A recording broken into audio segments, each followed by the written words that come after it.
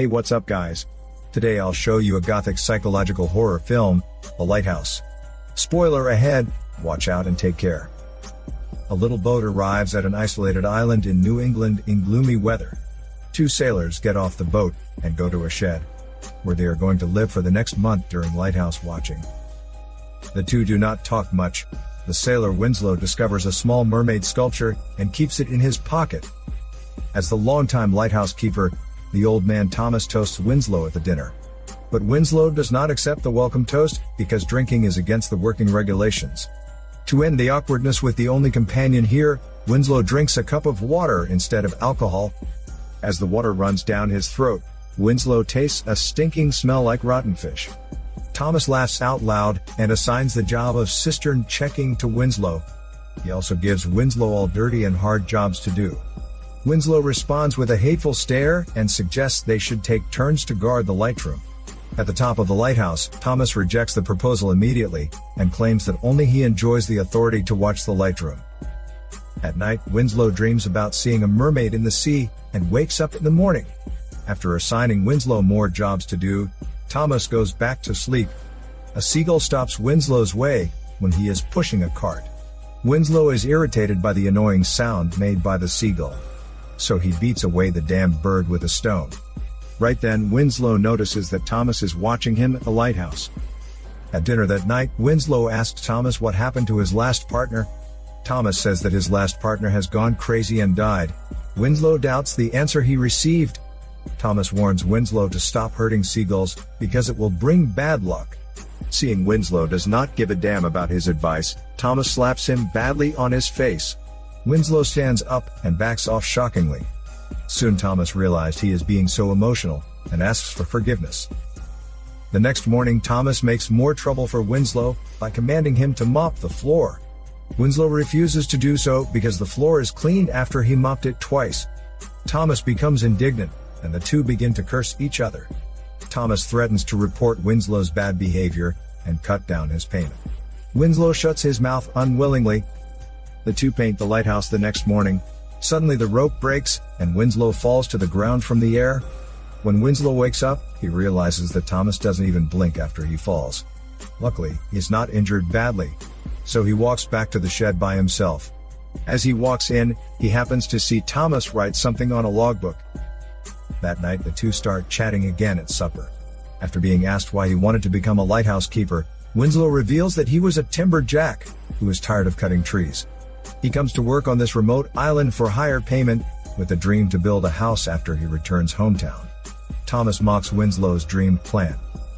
Winslow asks why he can't hit seagulls. Thomas says he believes seagulls are reincarnated sailors. Then, he goes to watch the lightroom when their chat finishes. Curiosity about the lightroom keeps Winslow awake that night. He climbs to the lightroom and notices some strange noise, as well as some disgusting sticky liquid coming through the carved floor.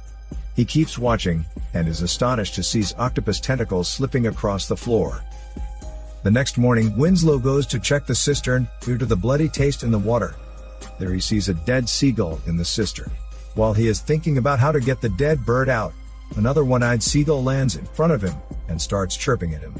Winslow bursts into a rage and grabs the bird by its neck, then brutally bangs it on the cistern as hard as he can. He looks around to make sure Thomas does not see him killing the seagull.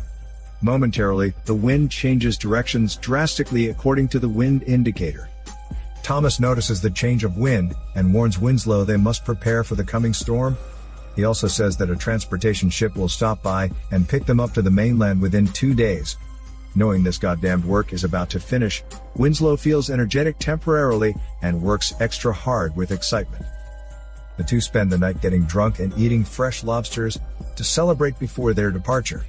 Thomas mentions that he was married before. His wife was involved with some incident that crippled him before she became a nun. Winslow asks again if he can go up to the lightroom before leaving. Thomas responds in great wrath that the lightroom belongs to him only. They stop the argument right before it turns into another fight. When Winslow empties the chamber pots the next morning, the wind blows all the shit right onto his face. Later, on the way to getting coal, he encounters an unconscious mermaid washed up on the shore, who looks just like the one he dreamt of before. He is so aroused by her and can't help feeling her body. with filthy mind spreading through his hand. As his fingers slip down her body, he sees her scales and even hormone fins. Soon the mermaid wakes up and howls at him. Winslow flees back to the shed and tells nothing to Thomas. They pack up and wait a whole night for the ship.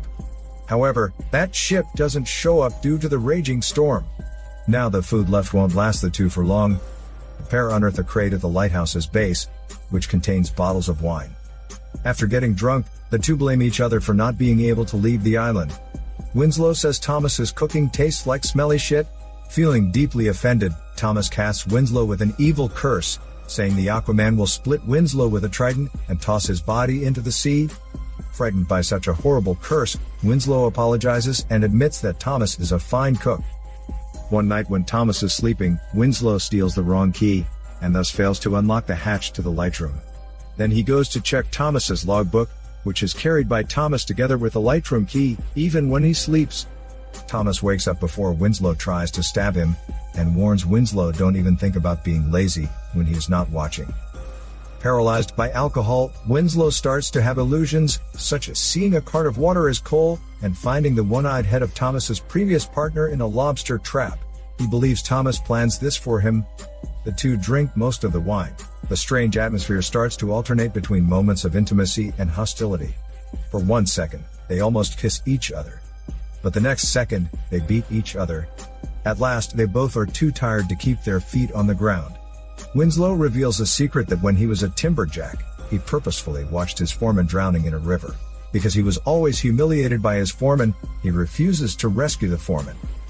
He uses the foreman's name Winslow after the foreman's death to conceal his real name, Thomas, which surprisingly happens to be the same as the old man's name. Winslow looks around and cannot find Thomas in the room. He goes out of the shed to look for Thomas, but finds a person who looks exactly like himself. He turns around and sees Thomas's eyes beams light into his eyes. Scared by these unexplainable things, Winslow rushes to a dory and wants to leave the island as fast as possible. Thomas shows up and wrecks the dory with an axe. He then chases Winslow into the shed. Back in the shed, Winslow blames Thomas for his evil plan. First, Thomas kills the old partner. Then, he messes up Winslow's mind with a mermaid sculpture. Thomas argues back that Winslow has lost his mind completely, because Winslow keeps saying that he has been on this island for 2 days, but the truth is 5 weeks have passed. And also, the evil plan is made up by Winslow. After the wine runs out, the two soak their spirits in alcohol made by themselves. Another storm comes and floods the shed. Winslow finds Thomas's logbook, in which Thomas has criticized Winslow as drunk and incompetent, and thus recommended he be sacked without any pay. Winslow pushes his rage down and begs Thomas to take him to see the light room. Thomas refuses to do so, and blames him for changing the wind direction, which brings the storm that blows their chance to leave the island. Winslow can't hold his anger, and hits Thomas. While he's hallucinating, Thomas changes into Aquaman with tentacles and the mermaid. Thomas could not move after being beaten up, and is led to a ditch like a dog, where Winslow is going to bury Thomas alive. Winslow grabs the light room key from Thomas's neck, leaving his head above the dirt. Thomas returns to his consciousness, and frees himself. Then he strikes Winslow with the axe, but gets killed. Badly injured Winslow finally arrives at the light room, and sees the inside of the lantern. Unfortunately, he slips and falls down the lighthouse steps. Sometime later, the almost dying Winslow lies naked in the open air, with one damaged eye and his bowels pecked by many seagulls. The film shows some clues that the sailor Winslow and Thomas may be the same person, who has suffered severe hallucinations due to the long-term isolation in the small island. Being a man who's hormone-thirsty, he keeps the mermaid sculpture, and hallucinates a naked mermaid as his sole companion. Besides that, he even hallucinates a more sober coworker, named exactly Thomas Wake, trying to guide himself out of the insanity he was swallowed in, and keep himself sober on his way to fighting for authorities, to reach the top of the lighthouse for the hidden secrets and truth he dares not to face. This well explains that Winslow can't get any help from Thomas, after falling to the ground when the two were painting the lighthouse. The only companionship he could find on the desperate island are the seagulls, which are therefore treated as the divine creature by the sober self, the old Thomas, while they are treated badly by the hallucinating self of Winslow. This is Daniel CC Movie Channel. Peace out.